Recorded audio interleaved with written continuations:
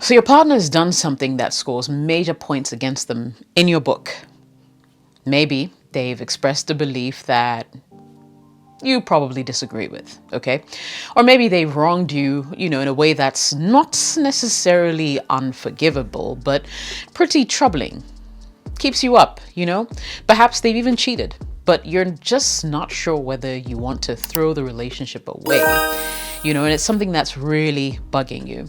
Is this just another challenge, maybe, that will make you two stronger, or is it a sign that you should cut your losses and break up? Now, these are questions that are valid. These are questions that you'll ask yourself. And hopefully by the end of this video, you'll have some good answers. I'll be right back. Welcome back. My name is Jessica. This is my YouTube channel. Today's video is sponsored by Passion Air. More on that later. So sticking around in a relationship that's unhealthy or unhappy is a common mistake, but so is leaving one that still holds promise. In the next couple of minutes, I'll be sharing with you some common relationship questions to ask yourself if you're having trouble trying to figure out if you should stay or go. Let's start right here. Number 1, am I happy? Most importantly, before breaking up with someone, ask yourself if you are truly happy or if you're yearning for more from the relationship that you're currently getting. Even if you can't quite put your finger on why you want to break up, that's okay. All that matters is that you need to feel like you're making the decision that's best for you. If you ask me, there are no mistakes. There are only learning opportunities, and every relationship is, well, when you think about it, practice for the next one.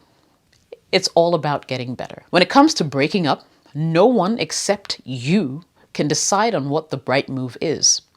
Even if you're sad about ending a relationship, it's actually really important to put yourself and your own needs first and learn not to settle for a partner who doesn't fulfill your needs. Breakups are hard. Breakups suck. But just remember, being single again is just another chance to fall in love all over again. Also remember that happiness inherently is something only you can make happen. No one can do that for you, okay? Number 2, are our differences truly irreconcilable, even when it comes to small things? Now, identifying what matters most to you is important because for some couples, their values are just too different for a relationship to work. No one feels completely unfulfilled all the time, okay? And adjusting needs and expectations is an inevitable and healthy part of being in a relationship. But how can you tell if you're just experiencing normal ups and downs and maybe compromises, or if your values are just not aligned, right? You're on different pages. If you keep having the same argument about seemingly trivial things like, say, taking the trash out or what to watch next on, say, Netflix over and over again, that could be a sign that your values aren't aligned or that there's something deeper going on, such as maybe you guys growing apart. For example, one person might view garbage duty as a symbol of equality, which might be an important part of what constitutes a fulfilling relationship for them, okay?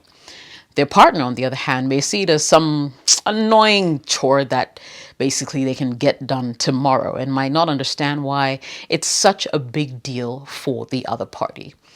And that's why exploring the values at the root of the conflict as a couple, or either alone or, say, with a qualified therapist, is so important and is so critical. If you can identify what's really bothering you, you can talk to your partner about it and decide together if a compromise, for instance, is possible, or if a particular value clash is a deal breaker for both of you.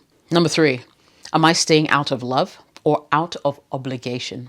So I read a book once and the author said, love is not an obligation, it's a gift. And it really resonated with me because I do believe that if you're staying with your partner because you feel obligated to do so, like maybe you feel, oh, this person has done so much for me, I owe it to them because they supported me in some way, or they've been so good to me, you might end up putting the other person's needs ahead of your own all the time.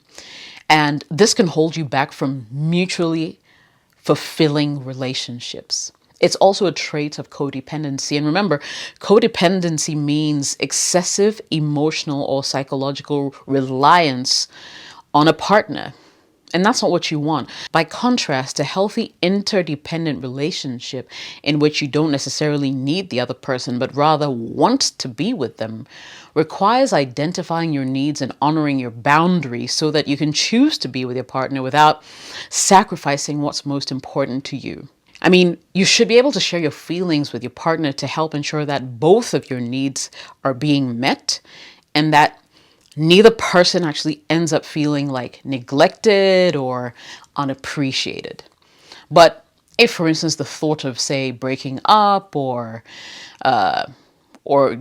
asking for some space leaves you feeling guilty about abandoning your partner or worried that you're being selfish, it's important to sort out what's really at the root of those feelings, because I believe there's something there. Number 4, do I have the grass is greener syndrome? Now, when you're in a long-term relationship, it's easy to get super comfortable with your partner and mistake that for having a boring relationship. If you find yourself dwelling on a colleague you probably have a crush on at work more than usual, or maybe even thinking about, say, cheating, right? You may have the grass is greener syndrome. I'm sorry to break that to you. AKA, you'd rather see what else is out there instead of working on the challenges in your current relationship. Now, before you make a rash decision to end things and pursue someone new, it might be worth reflecting to actually figure out if you're really unhappy or if you and your partner are just, say, stuck in a rut and need to rekindle the romance. Because the truth is, the grass is never really greener on the other side. It's only greener where you water it. And people aren't willing to put in the effort to make their grass greener because they just keep focusing on the fence, on the grass on the other side. And they think, oh, it looks better. Let me just jump over there and get it. Number 5, is the relationship abusive in any way, physically or emotionally? So relationships that involve any amount of physical, emotional, or psychological mistreatment require an immediate assessment of whether it's time to leave for the safety of one or even both partners. On average, in every passing minute, thousands of people experience some form of abuse by an intimate partner around the world. And sometimes abuse isn't always easy to identify because the behaviors that victims experience are all emotional and psychologically harmful. They're not physical. You don't see them. If you're not sure if your relationship is emotionally abusive, just consider if your partner, for instance, insults or calls you names, criticizes you in a way that makes you question your worth, blames you, to inspire guilt, plays mind games, humiliates you. They might also use intimidation, coercion, threats. If you have children, they could be using your kids against you to influence what you do, as well as where you go, who you speak to. I mean, I say if you suffer abuse in your relationship, I would encourage you to leave that relationship. It's not a healthy place for you to be. And in the end, your life could be in danger as well. A healthy relationship, I believe, is rooted in mutual respect, negotiation and fairness, partnership, shared responsibility. A healthy relationship focuses on honesty, trust, emotional support. A healthy relationship should provide a foundation for equality, nonviolence. That's what it's for. That's what it should be about. Number 6, is it them or is it me? Now, it's easy for you to always point fingers, blame, play the blame game. If you're thinking of breaking up with someone, chances are you think there's an issue with them. But take a second to reflect on yourself. If all your relationship problems appear to be caused by your partner, it's possible you're unfairly blaming everything on them. Is there any role you played? Are there mistakes you made as well? If you leave someone over something you're actually responsible for, get this, it's going to show up again in the next relationship. Now, there is you, yes, you watching this video right now, who's been in multiple relationships where all your partners have complained about the same thing, yet you're feeling too proud to admit. Don't you see that you're actually the problem? It's hard to admit it, I know, but you are.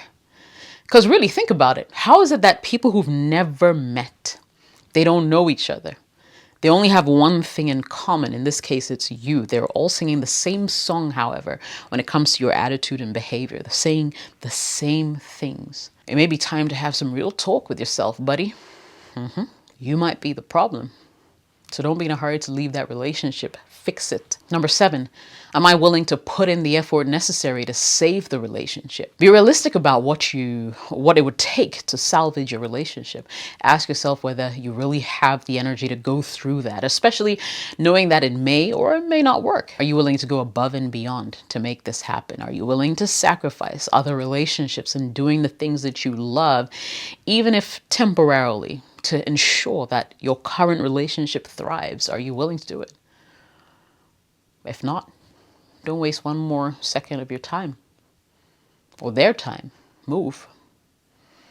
And finally, ask yourself, what are my needs and my values? Speaking of what's best for you, you don't have to have a good reason to end a relationship. It can simply be your needs not being met. In general, if you're feeling unappreciated or resentful towards your partner, chances are certain needs are not being met. And I find that it can be helpful to pay attention to those underlying needs and values during arguments. For example, if you're fighting about money and budgets, what need is not being met here? That's a good question to ask. Is it a financial safety and security, or maybe a question of freedom and independence? And ask yourself, what is the underlying value behind this need? Are we talking about, for instance, maybe the fact that you value having money saved for the future, or treating yourself and your loved ones? Recognizing these kinds of nuances can help you decide whether these conflicts can be worked through or whether they're actually deal breakers. Okay, so I'm sure there are many other questions, to be honest, many other questions that you can ask yourself. But from where I sit, these are some of the top ones that come to mind that I wanted to share with you if you're considering leaving your partner. Of course, there are questions of religion that may come up, where they stand, if you guys are aligned morally. In fact, if there are any more that you think are really important that I left out, maybe you can drop it in the comments below. But for now, this is where I will leave it. Thank you for watching this video. If it was helpful, share it with someone who you think should hear it as well. My name is Jessica, and I will catch you in the next video. Special shout out to Passion Air. Remember, if you want to fly in Ghana, any city in Ghana, Passion Air will be more than happy to take you from one Ghanaian city to the next. Log on to flypassionair.com. I'll leave a link to their website in the video description. See you later. Bye for now.